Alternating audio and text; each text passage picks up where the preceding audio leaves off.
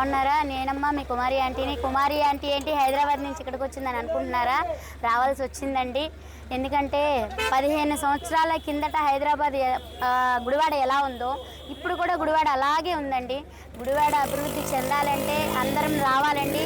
రావాలి, అందరం కలిసికట్టుగా చేసుకుంటేనే మన అభివృద్ధి అనేది మన చేతుల్లోనే ఉందండి. కాబట్టి ఆ అభివృద్ధి కోసం నేను హైదరాబాద్ నుంచి నా స్వస్థ స్థలమైన పెద్దరికపాడికి రావడం జరిగిందండి.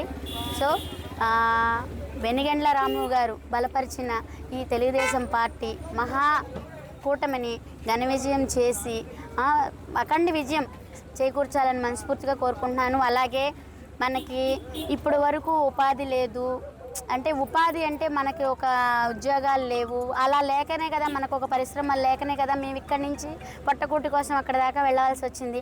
ఆ అభివృద్ధి అనేది ఇక్కడే ఉంటే నేను ఇక్కడి నుంచి అక్కడికి వెళ్ళాల్సిన అవసరం ఉండేది కాదు. సో ఆ అభివృద్ధి ఏ ఊరికి ఆ ఊరు అభివృద్ధి అంటే నాయకుడు అనేది మంచి నాయకుడు వస్తేనే ఆ అభివృద్ధి అనేది విజయవంతం అవుతుందండి. సో ఈసారి మహాకూటమి వచ్చింది, అందరూ కలిసి ఉంటే కలదు సుఖం. ఆ మహాకూటమిని విజయవంతంగా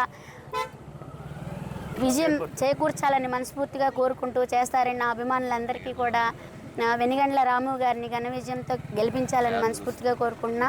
అలాగే గ్లాసు గుర్తైన బాల శౌర్య గారిని కూడా గెలిపించాలని మనస్ఫూర్తిగా కోరుకుంటున్నానండి. ఈసారి కనుక మనం ఇట్లాగే ఉంటే ఎప్పుడు ఇక గుడివాడ ఎలా ఉందో 15 సంవత్సరాల నుంచి నేను ఇక్కడ లేని 15 సంవత్సరాల నుంచి ఎలా ఉందో అప్పటి నుంచి ఇప్పటి వరకు అలాగే ఉందండి. ఈ గుడివాడను అనేది మనం అభివృద్ధి చేసుకోవాలంటే ఖచ్చితంగా గెలిపించుకోవాలండి.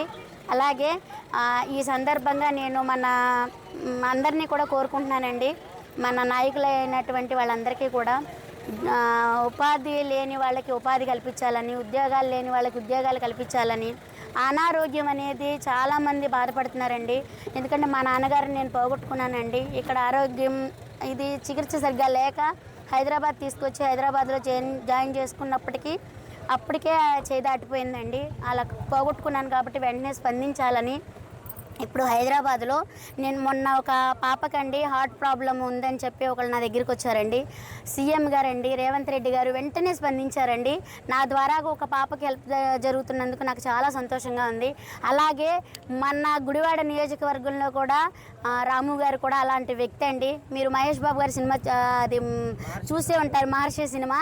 దాంట్లో ఎలా అయితే ఆయన విదేశాల నుంచి వచ్చి పేద ప్రజలకు ఎలా అయితే చేశారో అలాంటి వ్యక్తేనండి.